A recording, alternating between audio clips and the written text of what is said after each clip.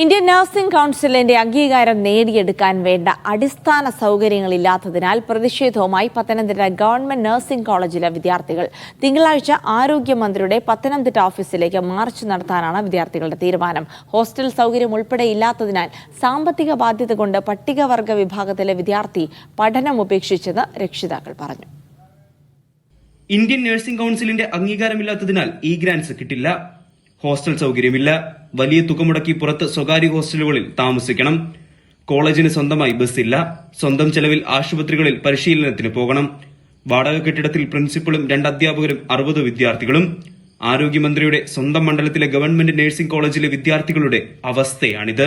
വികാരത്തോടുകൂടി ഞങ്ങളിത് പറയുന്നത്, ആദിവാസി കുട്ടികൾ ഉൾപ്പെടെയുള്ളവർ പഠനം ഉപേക്ഷിച്ച് പോയി. ആ കുട്ടി ഞാൻ പേര് പറയാൻ പാടില്ലാത്തതുകൊണ്ട് പറയുന്നില്ല. ആ കുട്ടി പഠനം ഉപേക്ഷിച്ച് പോയി.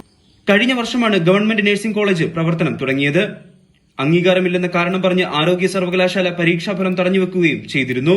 കുട്ടികളുടെ ഭാവിയെക്കുറിച്ച് മന്ത്രിയുടെ ഓഫീസിൽ രക്ഷിതാക്കൾ നേരിട്ടെത്തി അന്വേഷിച്ചു. മന്ത്രിയുടെ ഓഫീസിൽ ഞങ്ങൾ നേരിട്ട് പോയി ഇതിന്റെ മന്ത്രിയെ കാണാൻ കഴിഞ്ഞില്ലെന്ന് മന്ത്രിയുടെ PS-ന്റെ അടുത്ത് ഈ വിവരങ്ങളെല്ലാം ധരിപ്പിച്ചു. ഇത്രയും സൗകര്യമില്ലാതെ ഈ കോളേജ് എന്തിനു തുടങ്ങിയെന്ന് ചോദിച്ചു.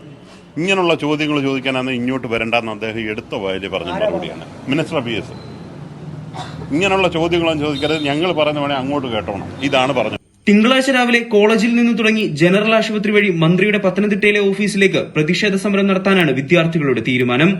മന്ത്രിയുടെ പക്കൽ നിന്നും വ്യക്തമായ ഉറപ്പ് ലഭിക്കണമെന്നാണ് രക്ഷിതാക്കളുടെ ആവശ്യം. Nitin Thomas, media 1, Pathanamthitta.